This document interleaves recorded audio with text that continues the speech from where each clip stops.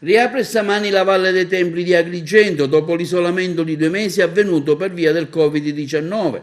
I primi turisti sono arrivati oggi nonostante la pioggia imperversata al Tempio di Giunone. Un centinaio le prenotazioni già fatte al parco.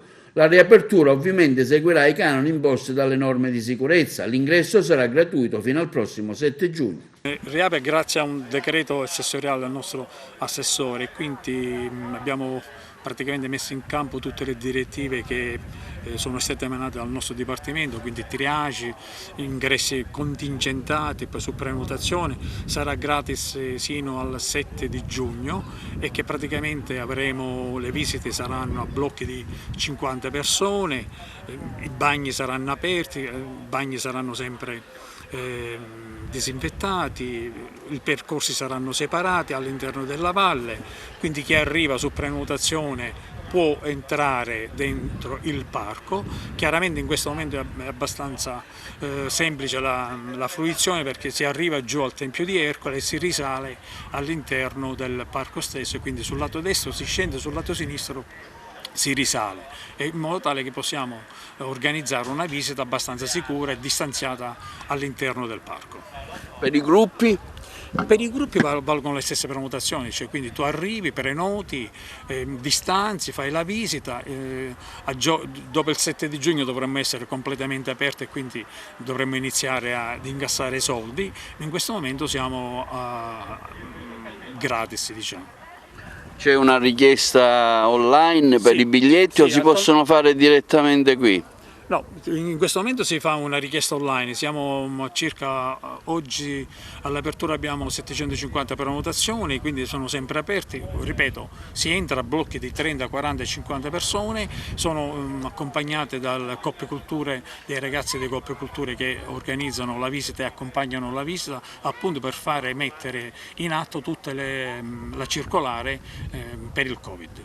È stata una grande perdita da un punto di vista economico-finanziario, ma anche da un punto di vista turistico e sociale.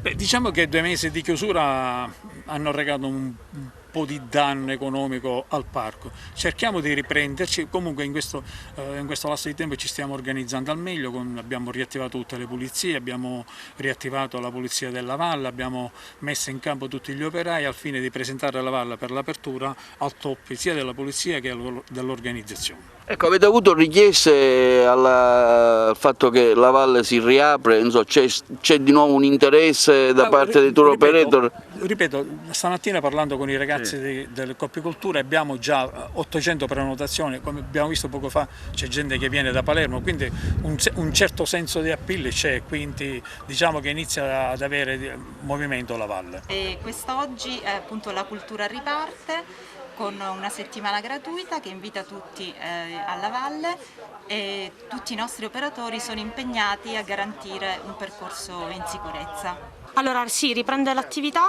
dopo 2 mesi di lockdown, le nostre vite sono indubbiamente cambiate e quindi anche diciamo, la nostra vita all'interno della valle.